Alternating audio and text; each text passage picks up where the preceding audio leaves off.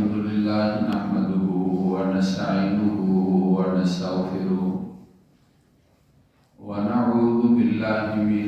شرور أنفسنا ومن سيئات أعمالنا من يهده الله فلا مضل له ومن يضلل فلا هادي له وأشهد أن لا إله إلا الله وحده لا شريك له وأشهد أن سيدنا ومولانا محمدا عبده ورسوله أما بعد فأعوذ بالله من الشيطان الرجيم بسم الله الرحمن الرحيم يا أيها الذين آمنوا أنفقوا من طيبات ما كسبتم ومما أخرجنا لكم من الأرض ولا تيمموا الخبيث منه تنفقون ولستم بآخذيه إلا أن تغمضوا فيه واعلموا أن الله غني حميد الشيطان يعدكم الفقر ويأمركم بالفحشاء والله يعدكم مغفرة منه وفضلا والله واسع عليم يؤتي الحكمة من يشاء ومن يؤت الحكمة فقد أوتي خيرا كثيرا وما يذكر إلا أولو الألباب اے لوگو جو ایمان لائے ہو خرچ کرو جو تم پاکیزہ کماتے ہو اور جو تمہارے لیے زمین سے پیدا ہوتا ہے اور مت ارادہ کرو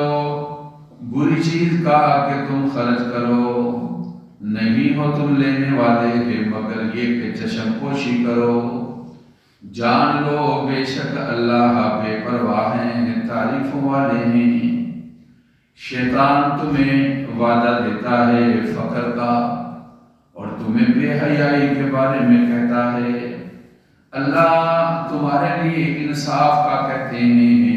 اور ان کی جانب سے مغفرت ہے اور فضل ہے اللہ وسعتوں والے ہیں جاننے والے ہیں جسے دیتے ہیں حکمت جسے چاہتے ہیں جس کو حکمت مل گئی اس کو بہت زیادہ خیر مل گیا نئی نصیحت حاصل کرتے ہیں مگر وہ لوگ جو عقل والے ہیں صدق اللہ العظیم وبلغنا رسولہ النبی الکریم جوانب صد احترام معزز سامعین قرآن مجید فرقان حمید کی 3 آیات مبارکہ آپ کے سامنے تلاوت کی گئی ہیں سورۃ بقرہ سورت کا 37واں رکوع ہے اور اس کی یہ ابتدائی آیات مبارکہ ہیں تیسرے پارے کا 5واں رکوع ہے جس کی یہ 3 آیات مبارکہ تلاوت اور ترجمہ آپ نے سنا ہے گزشتہ کئی مہینوں سے ہم جو سلسلہ بیان کر رہے ہیں وہ یہ کہ اللہ تبارک و تعالیٰ نے اپنی کتاب قرآن مجید کے اندر اپنے بندوں سے خطاب کیا ہے یہ کہہ کر کہ یا ایھا الذین آمنوا اے وہ لوگوں جو ایمان لائے ہو چنانچہ ہم نے اس کو ترتیب کے ساتھ شروع کیا سورۃ بقرہ ہماری چل رہی ہے پہلا پارہ پہلے اس کے اندر جو آیات تھی اس کو بیان کیا پھر دوسرا پارہ اس کے اندر جو آیات مبارکہ ہیں ان کا تذکرہ ہوا اور پھر یہ تیسرا پارہ اس کے اندر جہاں اللہ تعالیٰ اپنے بندوں سے ایمان والے کہہ کر مخاطب ہیں ان کے بارے میں تذکرہ ہوا یہ تیسری آیت مبارکہ ہے پہلے تیسرے پارے کے دوسرے رکوع کی ابتدا کے اندر تذکرہ تھا اور پھر اس کے بعد چوتھے رکوع کے اندر تذکرہ تھا اور یہ 5ویں رکوع کی ابتدا کے اندر، تیسرے پارے کے 5ویں رکوع کی ابتدا کے اندر تذکرہ ہے یا ایھا الذین آمنوا۔ تینوں جگہوں پر اللہ رب العزت کی ذات نے اپنے بندوں سے خطاب کیا اور ساتھ خرچ کرنا، صدقہ کرنا اور خیرات کرنا، اس کے بارے میں تذکرہ کیا ہے۔ یا ایھا الذین آمنوا انفقوا مما رزقناکم من قبل ان یأتی یوم لا بیع فیہ ولا خلۃ ولا شفاعۃ، کہ اس دن کے آنے سے پہلے جب خرید و فروخت نہیں ہوگی، دوستیاں ختم ہو جائیں گی، اے لوگوں جو ایمان لائے ہو، جو اللہ کی ذات نے تمہیں دیا ہے اس میں سے خرچ کرو۔ پھر اس کے بعد جو دوسری آیت مبارکہ تیسرے پارے کے چوتھے رکوع کی آیت مبارکہ ہے، اس میں ارشاد خداوندی ہے یا ایھا الذین آمنوا لا تبطلوا صدقاتکم بالمن والاذی، ایمان والو احسان جتلا کر اور تکلیف دے کر اپنے صدقوں کو اور اپنی خیرات کو اور اپنے انفاق کو اور خرچ کرنے کو ضائع مت کرو۔ گزشتہ 3 جمعوں میں ان آیات مبارکہ کے حوالے سے تذکرہ ہو چکا ہے۔ اب جو تلاوت شدہ آیات مبارکہ ہے، اس میں اللہ تعالیٰ کا حکم ہے یا ایھا الذین آمنوا انفقوا من طیبات ما کسبتم ومما اخرجنا لکم من الارض ولا تیمموا الخبیث منہ تنفقون وَلَسْتُمْ بِآخِذِهِ إِلَّا أَن تُغْمِضُوا فِيهِ وَاعْلَمُوا أَنَّ اللَّهَ غَنِيٌّ حَمِيدٌ۔ 3 چیزوں کے بارے میں یہاں حکم دیا گیا۔ ایک یہ کہ جو اپنی پاکیزہ کمائی ہے ایمان والو، اس میں سے اللہ کے راستے کے اندر خرچ کرو۔ اور پھر دوسری چیز یہ ارشاد فرمائی جو زمین سے تمہارے لیے پیدا ہوتا ہے، زمین کی پیداوار میں عشر دیا جاتا ہے، اے ایمان والو اس میں سے خرچ کرو۔ اور تیسرا حکم یہ ارشاد فرمایا کہ ایمان والو ایسا گھٹیا مال اللہ کے لیے خرچ نہ کرو، اگر تمہیں خود لینا پڑے تو تم لینے کے لیے تیار نہیں ہو، الا یہ کہ تم چشم پوشی کرو اور تم درگزر کرو اور کسی عذر اور مجبوری کی وجہ سے تم اس کو قبول کرو گے، تو ایسے مال کو اللہ کے راستے کے اندر خرچ نہ کرو۔ یعنی مطلب کیا؟ اچھا اور عمدہ مال اللہ رب العزت کے راستے کے اندر خرچ کرو۔ یہ صدقہ اور خیرات کے بارے میں آج ہم نے اس موضوع کو سمیٹنا ہے، تو اس لیے میں 2 چیزوں کے بارے میں آج صدقہ اور خیرات کے مسئلے کے اندر 2 چیزوں کے بارے میں آج تذکرہ کروں گا۔ صدقہ 2 قسم پر ہے، ایک یہ کہ آدمی نے خرچ کیا، کوئی آدمی بھوکا تھا اس کو کھانا کھلا دیا، کسی نے کہا مجھے کھانا کھلا دو، اس کو کھانا کھلا دیا، یا اس نے نہیں کہا، اس نے سمجھا کہ اس کے لیے کھانے کی ضرورت ہے، چپکے سے کھانا کھلا دیا۔ اور کسی سے کہا، ہوٹل والے سے کہا یہ جو آدمی ہے یہ لو اس کے کھانے کے پیسے، بس اس کو کھانا کھلا دو اور اس سے تم نے پیسے وصول نہیں کرنے ہیں۔ کتنے اللہ کے بندے ہیں جو روزانہ دسترخوان لگاتے ہیں، ہمارے شہر دل خوش ہو جاتا ہے۔ کھلانا یہ بڑا درجہ اور بڑا رتبہ اور بڑا مقام ہے۔ مختلف علاقوں کے اندر دوپہر کے وقت دسترخوان لگتے ہیں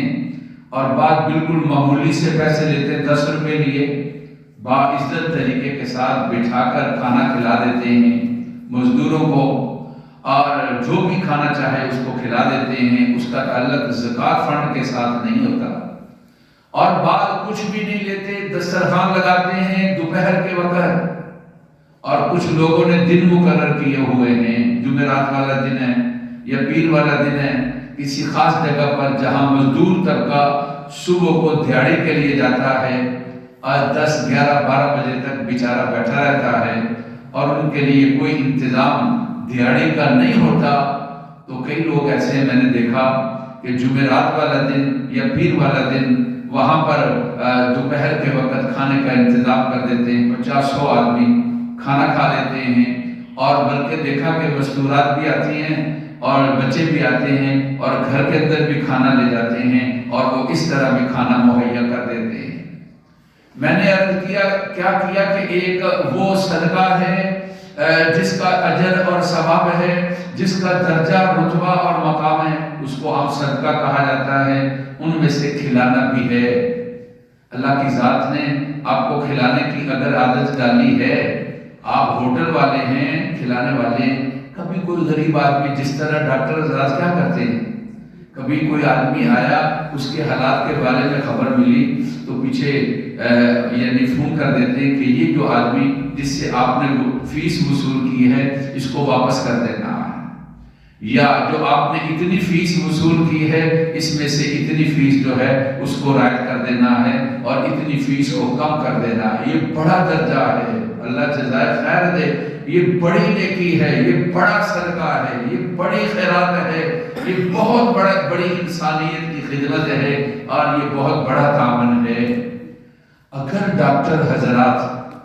دن کے اندر متعین کر لیں کہ 50 مریضوں کو دیکھتے ہیں یا 100 مریضوں کو دیکھتے ہیں یا 20 مریضوں کو دیکھتے ہیں، اور اگر یہ طے کر لیں کہ ہم نے 1-2 مریض جو ہیں یا 2-3 مریض جو ہیں یا 10 میں سے 1، 20 میں سے 2، 30 میں سے 30، 50 میں سے 5 ہم جو مریض آئیں گے ہم نے ان سے فیس نہیں لینی ہے اور بغیر فیس کے ہم نے ان مریضوں کو دیکھنا ہے، یا 10 مریضوں کو ہم نے آدھی فیس کے ساتھ دیکھنا ہے۔ درجہ ہے میرے بھائی، رتبہ ہے میرے بھائی، صدقہ ہے میرے بھائی، خیرات ہے میرے بھائی، نیکی ہے بہت بڑی یہ میرے بھائی۔ یہ صدقہ اور خیرات کی ایک قسم ہے۔ ایک صدقہ اور خیرات اس کو کہا جاتا ہے جو صدقہ جاریہ ہے، جو جاری رہتا ہے۔ صدقہ جاریہ اس کا معنی یہ ہے کہ اس کا اجر جاری رہتا ہے، اس کا ثواب جاری رہتا ہے، صدقہ دینے کے بعد اس کا اجر ختم نہیں ہوتا، اس کا ثواب ختم نہیں ہوتا۔ نبی کریم صلی اللہ علیہ وسلم کی ذات اقدس نے ایسا جو صدقہ ہے اس کی 7 ایک روایت کے اندر آپ صلی اللہ علیہ وسلم نے 7 چیزوں کا تذکرہ کیا ہے۔ جو صدقے کی کون سی قسم ہے؟ جس کو صدقہ جاریہ کہا جاتا ہے، یعنی مطلب مرنے کے بعد بھی آدمی کے اس عمل کے بعد بھی اس کا اجر باقی رہتا ہے اور اس کا اجر جاری رہتا ہے، ایسے صدقے کو صدقہ جاریہ کہا جاتا ہے۔ صدقہ کی قبولیت کے لیے 2 چیزیں شرط ہیں۔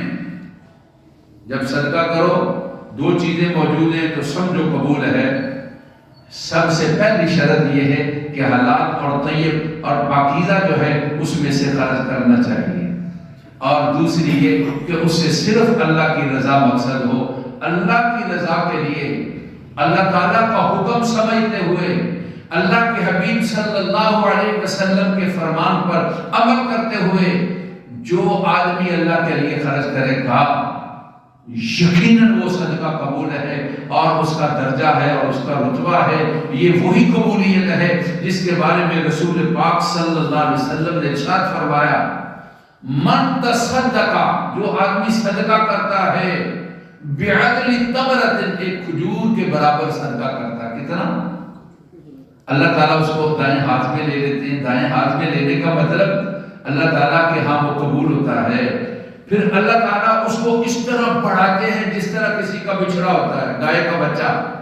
اس کو آدمی دودھ پلاتے ہیں، چارہ دیتے ہیں، کیا کیا کھلاتے ہیں اور اس کو پالتے ہیں، اور بڑا ایک وقت آتا ہے کہ وہ پورا بھینس بن جاتا ہے اور گائے بن جاتی ہے۔ چھوٹا سا بچہ تھا جب اس کی پرورش کی، فرمایا رسول اللہ صلی اللہ علیہ وسلم نے، من تصدق بعدل تمرۃ، جو اللہ کے لیے ایک کھجور کے برابر صدقہ کرے گا، اللہ اس کو دائیں ہاتھ میں لیں گے، یعنی اللہ اس کو قبول کریں گے، اللہ کے لیے ہے نا، تو اللہ اس کو بڑھائیں گے بڑھائیں گے بڑھائیں گے۔ جب کل قیامت کے دن آئے گا تو اس کے لیے پہاڑ کے برابر صدقہ ہوگا۔ پاک پیغمبر صلی اللہ علیہ وسلم کی ذات اقدس نے ارشاد فرمایا ہے۔ تو قبولیت کے لیے ایک حلال اور طیب ہونا ہے، اور قبولیت کے لیے دوسری چیز اللہ کی رضا کے لیے اور خلوص نیت کے ساتھ خرچ کرنا ہے۔ پھر 7 قسمیں رسول اللہ صلی اللہ علیہ وسلم نے ارشاد فرمایا، کیا 7 صدقات ایسے ہیں جن کو صدقہ جاریہ کہا جاتا ہے۔ پاک پیغمبر صلی اللہ علیہ وسلم نے ارشاد فرمایا 7 یجری للعبد اجورهن وهو فی قبرہ بعد موتہ۔ فرمایا 7 چیزیں ایسی ہیں، آدمی مر جاتا ہے، قبر میں چلا جاتا ہے، لیکن اس کا اجر جاری رہتا ہے، اس کا ثواب جاری رہتا ہے، اس کا ثواب اس کو ملتا رہتا ہے مرنے کے بعد بھی۔ جب وہ آدمی قبر میں چلا جاتا ہے لیکن اس کا صدقہ اور اس کا خیرات اور اس کا اجر اور ثواب جو ہے وہ باقی رہتا ہے۔ پاک پیغمبر صلی اللہ علیہ وسلم نے 7 چیزوں کے بارے میں تذکرہ کیا ہے جن کا اجر اور ثواب باقی رہتا ہے۔ ان میں سے آپ صلی اللہ علیہ وسلم نے ارشاد فرمایا من علم علما، جو آدمی علم کو پھیلاتا ہے۔ سب ان 7 چیزوں میں سے سب سے پہلی چیز آپ نے جس کا تذکرہ کیا وہ یہ کہ علم کی اشاعت کا کام کرتا ہے، علم کو پھیلاتا ہے، علم کو آگے چلاتا ہے، علم کا تذکرہ کرتا ہے۔ علم حاصل کر کے علمی باتوں کو جاننے کے بعد بخیل بن کر نہیں بیٹھ جاتا، بلکہ اس کو آگے پھیلاتا ہے اور انداز اچھا، میٹھا، پیارا اور محبت بڑا اس انداز کے ساتھ علمی چرچا کرتا ہے۔ جو لوگ اس سے علمی استفادہ حاصل کرتے ہیں، جو لوگ اس سے علمی باتیں سنتے ہیں، جو لوگ اس سے علمی باتیں جانتے ہیں اور جو لوگ اس پر عمل کرتے ہیں، وہ آدمی دنیا سے چلا جاتا ہے لیکن اس کا تذکرہ باقی رہتا ہے اور لوگ اس سے جو مستفید ہوتے رہے اس کا اجر بھی باقی رہتا ہے، اس کا ثواب بھی باقی رہتا ہے اور اس کو اجر ملتا رہتا ہے، حالانکہ وہ دنیا سے چلا گیا اور قبر کے اندر پہنچ گیا۔ یہ پاک پیغمبر صلی اللہ علیہ وسلم کی ذات اقدس نے ارشاد فرمایا۔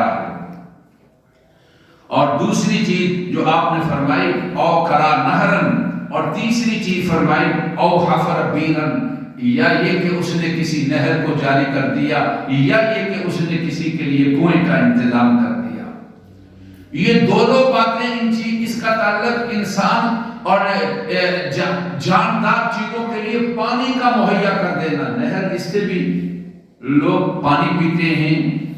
مخلوقات فائدہ اٹھاتی ہے، انسان بھی اور پرندے بھی اور درندے بھی اور چرندے بھی، اور اس طرح کنواں جو ہے اس سے بھی لوگ پانی ملتا ہے اور پانی سے استفادہ حاصل کرتے ہیں۔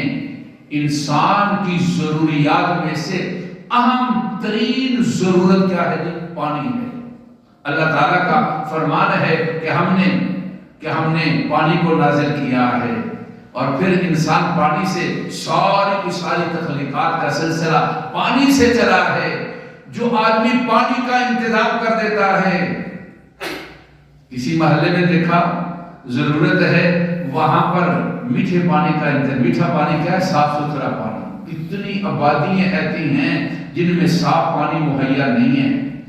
جن کے اندر پینے والا پانی مہیا نہیں ہے، جن کے اندر میٹھا پانی مہیا نہیں ہے۔ وہاں بیچارے لوگ پتہ نہیں میٹھے پانی کو اور صاف پانی کو کہاں سے اٹھا کر لاتے ہیں۔ جگہ کا انتخاب کیا، وہاں پر پانی کا انتظام کر دیا، جو لوگ پانی پیئیں گے اور اس پانی سے فائدہ حاصل کریں گے اس کے لیے اجر ہوگا، اس کے لیے ثواب ہوگا اور اس کو ثواب اور اجر ملتا رہے گا۔ ہمارے ہاں آج کل گھروں کی چھتوں پر چڑھنے کا عام طور پر رواج ختم ہو گیا ہے۔ ایک لحاظ سے جو اونچے چھت والے ہیں دوسروں کو، نیچے والوں کو تکلیف ہوتی تھی، اس لحاظ سے بات ٹھیک بھی ہے، لیکن جو ہم نے اپنے بزرگوں کو دیکھا تھا، جو لوگ یعنی انسانیت، حیوانیت اور جاندار چیزوں کی خدمت کرنا چاہتے، وہ کیا کرتے؟ گھروں کی چھتوں پر کوئی برتن رکھ دیے، کسی کے اندر دانہ ڈال دیا، کسی کے اندر پانی رکھ دیا، پرندے چہچہاتے ہوئے آتے ہیں، ان کو پتہ ہوتا ہے سول لائن میں فلاں محلے فلاں چھت سے اور فلاں کے گھر سے ہمیں پانی ملے گا، فلاں کے گھر سے ہمیں دانہ ملے گا۔ یار تھوڑی سی تکلیف کرنی پڑتی ہے نا، کیا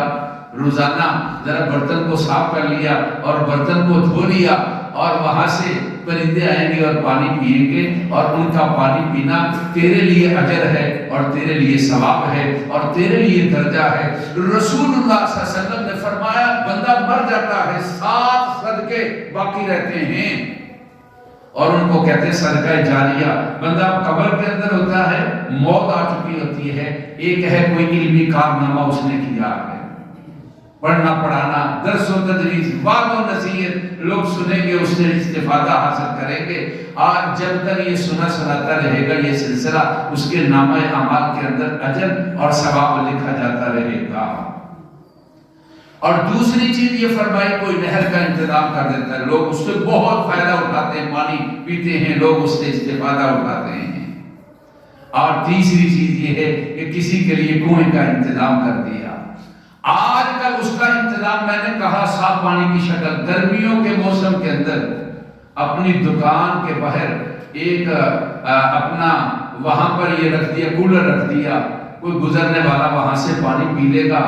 یا مستقل وہاں کولر کا انتظام کر دیا کہ لوگ گرمیوں کے موسم کے اندر گھروں میں پانی لے جائیں گے، مسجد میں آنے والا صاف ٹھنڈا اور میٹھا پانی پیے گا۔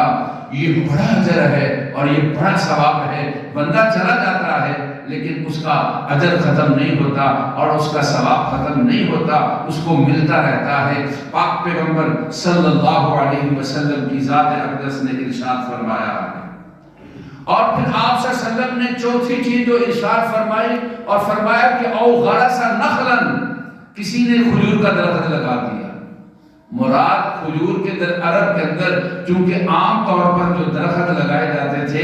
وہ کھجور کا درخت ہی لگایا جاتا تھا، وہاں کھجور کی بڑی پیداوار تھی، تو اس لحاظ سے مدینہ پاک میں آپ دیکھتے بڑے باغات ہیں، آج بھی بڑی کھجوریں ہیں۔ وگرنہ کوئی بھی پودا لگا دیا، کوئی بھی درخت لگا دیا، کوئی بھی سبز چیز، گھروں کی چھتیں فارغ پڑی ہوئی ہیں، سبزہ لگاؤ، سبزیاں لگا لو، اور کو پھول وغیرہ لگا لو، یہ سبزہ پرندے چہچہاتے ہوئے آتے ہیں، پانی بھی پیئیں گے اور وہاں سے چوچے لگا کر اپنا کھانا بھی اور اپنے بچوں کا کھانا بھی انتظام کریں گے، اور آپ کے چھت کی رونق بھی بہتر ہوگی۔ چھت پر کبھی چڑھے، پانی لگا دیا اور وہاں پر وہ جو سبزہ ہے اس کی دیکھ بھال کر لی۔ فرمایا رسول اللہ صلی اللہ علیہ وسلم نے او غرس نخلا، جو کھجور کا درخت لگائے گا، مراد اس سے کوئی بھی سبزہ ہے وہ کوئی آدمی لگائے گا، تو فرمایا رسول اللہ صلی اللہ علیہ وسلم نے جو اس سے فائدہ لوگ حاصل کرتے رہیں گے، کسی جگہ پر لگا دیا، گزرنے والے وہاں رکتے ہیں اور وہاں پر سایہ حاصل کرتے ہیں۔ ساری زندگی یہ شہری زندگی تو نہیں ہے نا، آدمی باہر بھی نکلتے ہیں اور گاؤں کی زندگی ہے۔ راستے کے اندر آپ تصور کریں کتنا راستہ ہوتا ہے، کوئی سبزہ نہیں ہے،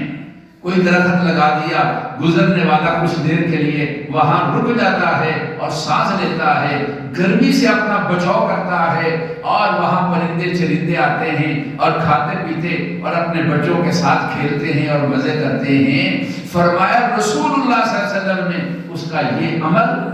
وہ مر کر قبر میں چلا جاتا ہے، فوت ہو جاتا ہے، جب تک وہ سبزہ رہتا ہے۔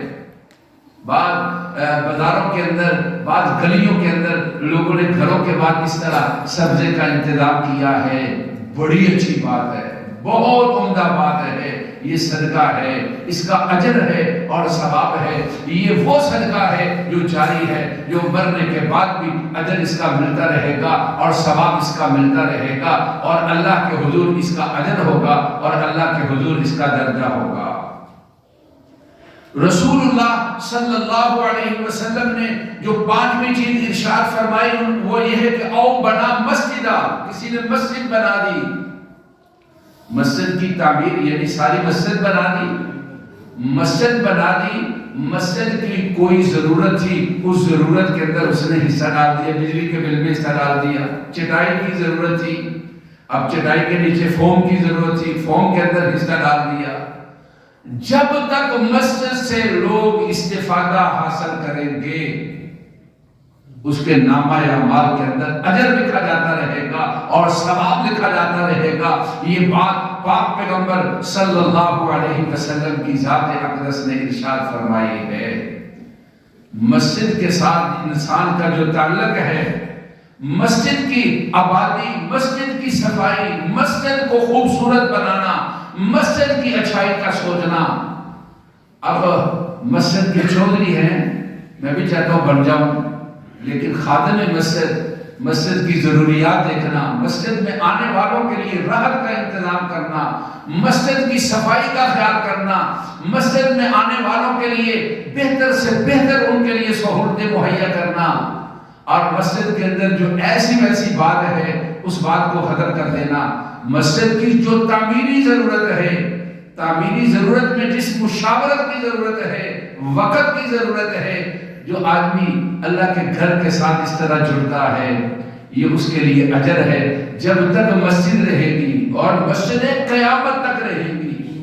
کہ مسجد کوئی ختم نہیں ہوگی۔ یہ ہماری مسجد پتہ نہیں کتنی نسلیں گزر گئیں، کتنی نسلیں گزر جائیں گی، لیکن اس کا اجر باقی رہے گا۔ جس نے اس مسجد کی ابتدا، جس نے اس مسجد کی تعمیر، جس نے اس مسجد کی آبادی، اور جس نے اس مسجد کی خوبصورتی اور تزئین کے اندر، یہ نہیں کسی بھی مسجد کے اندر او بنا مسجدہ اس نے حصہ ڈالا ہے، تو پاک پیغمبر صلی اللہ علیہ وسلم نے یہ ارشاد فرمایا، وَهُوَ فِي قَبْرِهِ بعد موتِهِ، موت کے بعد وہ قبر کے اندر ہوتا ہے، لیکن اس کا اجر اور ثواب اس کو ملتا رہتا ہے۔ ان میں سے ایک وہ ہے جو اپنے کو مسجد کے ساتھ جوڑنے والا ہے۔ چھٹی چیز رسول اللہ صلی اللہ علیہ وسلم نے فرمایا، او ورث مصحفا، قرآن مجید کا وارث بنا دیا، مالک بنا دیا۔ اس کی کئی شکلیں ہیں۔ ایک یہ کہ کسی کو قرآن پڑھا دیا، بچوں کو گھر میں آتی ہیں، بہویں آتی ہیں، پڑھی ہوئی ہوتی ہیں، اپنے لیے صدقہ جاریہ بناؤ۔ قرب و جوار کی بیٹیاں، بچیاں، بچے ہوتے ہیں، ان کو قرآن مجید پڑھا دو، بغیر فیس کے پڑھا دو، پوری دیانتداری کے ساتھ پڑھا دو۔ قرآن کا پڑھانا اور قرآن مجید کی خدمت، فرمایا رسول اللہ، او ورث مصحفا، قرآن کا کسی کو وارث بنا دیا، پڑھنا سکھا دیا، قرآن کا حافظ بنا دیا، کسی بچے کو قرآن دے دیا مسجد کے اندر اگر ضرورت ہے۔ بعض لوگ بس مسجد میں قرآن رکھ دیا، پڑھنے والے نہیں۔ جہاں پڑھنے والے بھی ہو رکھنا تب ہے کہ جب اس کو کوئی پڑھے گا۔ ہاں، جہاں بچوں کی کلاس ہے تو قرآن مجید یہ قاعدہ، نورانی قاعدہ، یہ بھی سپارے لا کر رکھ دیے، قاری صاحب کو کہہ دیا جو بچہ آئے اس کو یہ میرا نورانی قاعدہ دے دینا ہے، جو بچہ آئے اس کو یہ پارا دے دینا ہے۔ یہ او ورث مصحفا، یا یہ کہ قرآن کا کسی کو وارث بنا دینا، یہ آدمی فوت ہو جاتا ہے لیکن اس کا اجر اور ثواب اس کو باقی رہتا ہے اور ختم نہیں ہوتا ہے۔ پھر ارشاد فرمایا کہ او ولدن او ترک ولدن یستغفرہ بعد موتہ، ساتویں چیز یہ ارشاد فرمائی کہ اپنے بچے کو چھوڑتا ہے، نیک صالح بچہ ہے جو اس کے جانے کے بعد اس کو نہیں بھولتا ہے، اس کو ہمیشہ یاد رکھتا ہے۔ ہمارے استاد مکرم مولانا تقی عثمانی صاحب ارشاد فرماتے ہیں کہ ہمارے ابا جان مفتی محمد شفیع صاحب نے کہا کہ ہمارے دادا جان یعنی ان کے والد گرامی آخری وقت تھا، کہنے لگے محمد شفیع بھول تو جاتے ہیں لیکن اتنی جلدی ہمیں نہ بھولنا۔ کہتے ہیں ابا جان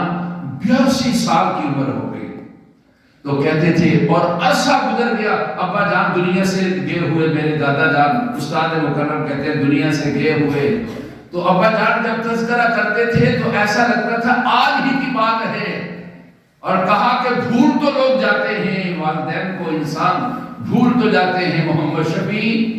لیکن اتنی جلدی نہ بھول جانا۔ روزانہ کہتے ہیں کہ میرے ابا جان اپنے والد گرامی کے لیے صدقہ کرتے تھے اور ان کے لیے اپنے والد گرامی کے لیے ایصال ثواب کرتے تھے اور قرآن مجید کی تلاوت کرتے تھے۔ ہمارے بزرگ چلے گئے،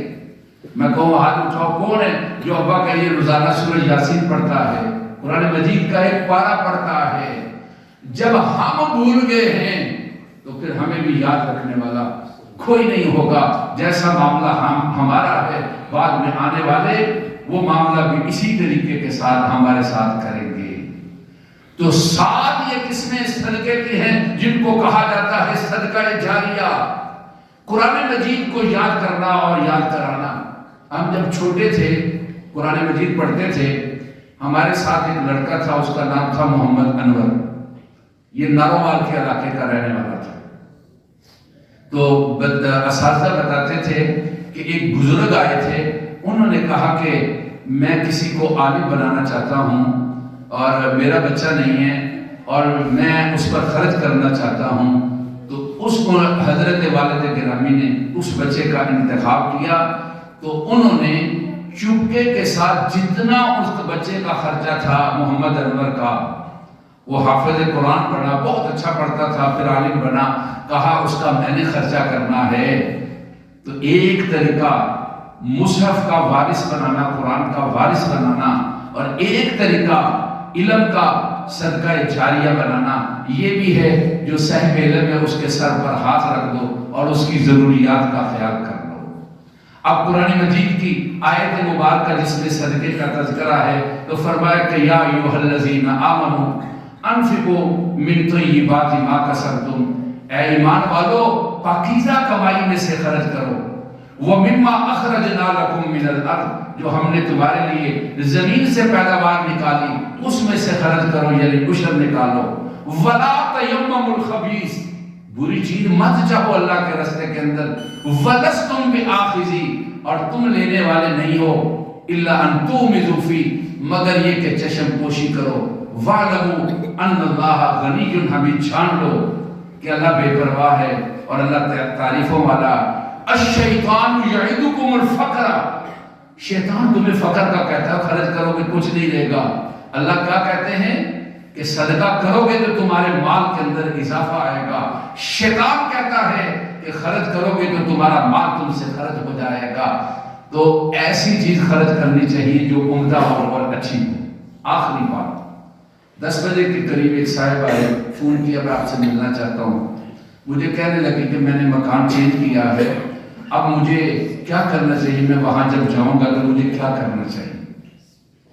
میں نے کہا آپ کے ذہن میں کہا، بیوی نے کہا ہے کہ کالی سیدھی لو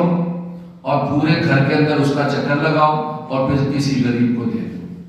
ارے میرے بھائی، مجھ سے کہنے لگا جی میں کیا کروں، میں نے کہا نہیں،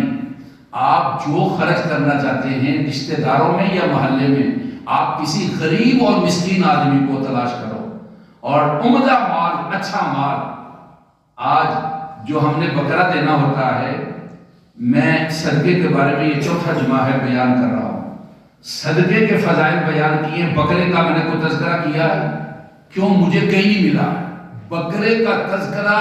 میں نے کہیں نہیں پڑھا ہے کہ پھر بکرے کو ہم نے کیا سمجھا ہے؟ کالا بکرا ہونا چاہیے، اور سیری کو ہم نے کیا سمجھا ہے؟ کالی سیری ہونی چاہیے۔ وہ کالے بکرے جتنے ہوتے ہیں،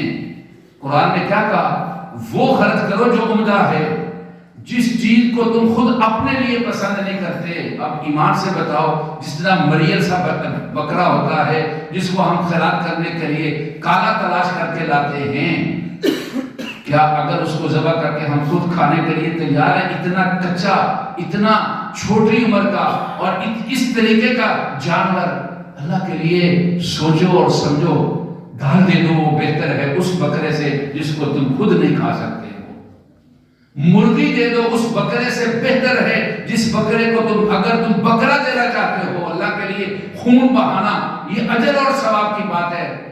لیکن تلاش کرو جو تمہیں بہت اچھا لگے اور پھر تمہارے لیے اچھا ہو، اس اچھے کو اللہ کے راستے کے اندر قربان کرو۔